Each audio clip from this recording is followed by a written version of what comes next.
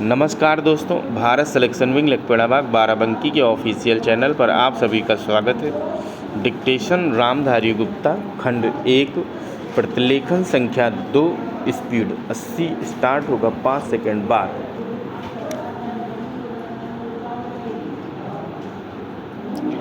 सभापति महोदय, प्रतिदिन छोटी मोटी झड़पें होती रहती हैं।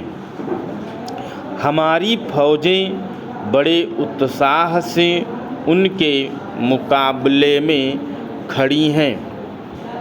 उनके हौसले बहुत ऊंचे हैं, लेकिन हमारी सरकार का भी यह कर्तव्य है कि उनके हौसले को कभी गिरने ना दें। उन्हें हर तरह की सुविधा प्रदान की जाए, जिससे उनका आत्मविश्वास बढ़े। मैं मंत्री महोदय से अनुरोध करूंगा कि सरकार अपनी नीतियों के प्रचार का काम ठीक प्रकार से अपनी फौजों से करे। उनको अच्छे अच्छे हथियार दे। अनुसूचित जातियों और आदिवासी जातियों के आयुक्त ने जो अपना प्रतिवेदन प्रस्तुत किया है, उस प्रतिवेदन को देखने से यह प्रतीत होता है कि इसको तैयार करने में उन्होंने बहुत परिश्रम से कार्य किया है। इसके लिए मैं उनको और उनके सहयोगियों को धन्यवाद देता हूँ, परंतु साथ ही साथ इस प्रतिवेदन के संबंध में कुछ आवश्यक निवेदन भी करना चाहता हूँ। पहली बात तो यह है कि इस प्रतिवेदन को देखने से ऐसा प्रतीत होता है कि इन कार्यों के लिए जिस धन का उपयोग होता है, वह 3 साधनों से उपलब्ध होता है: केंद्र सरकार द्वारा, राज्य सरकारों द्वारा और कुछ गैर सरकारी संस्थाओं द्वारा।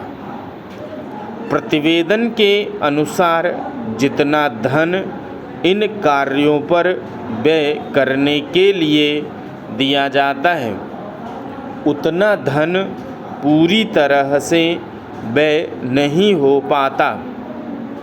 मैं यह नहीं कह सकता कि आवश्यकता से अधिक धन दिया जाता है या कार्यकर्ताओं को वह धन प्राप्त ही नहीं होता, जिसके कारण से वह बिना खर्च हुए बच जाता है।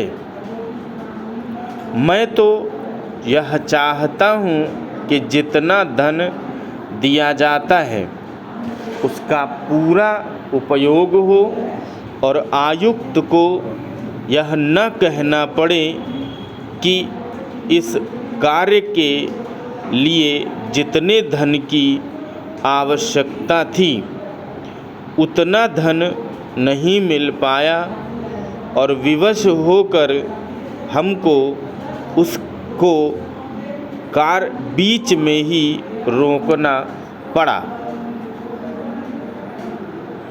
जहाँ तक राज्य सरकारों का संबंध है, बहुत सी राज्य सरकारें अभी तक इस कार्य में असावधानी से काम ले रही हैं और इस कार्य की उपेक्षा की दृष्टि से देखती हैं।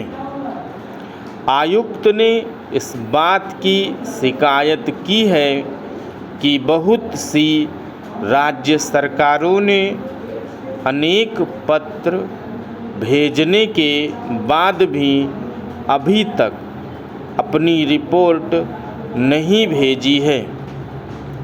मैं चाहता हूँ कि सरकार इस तरफ निष्ठापूर्वक ध्यान दे। राज्य सरकारों पर दबाव डाला जाए कि वे इस दायित्व के प्रति सचेत हों और आयुक्त को उनके कार्य में पूरा सहयोग प्रदान करें।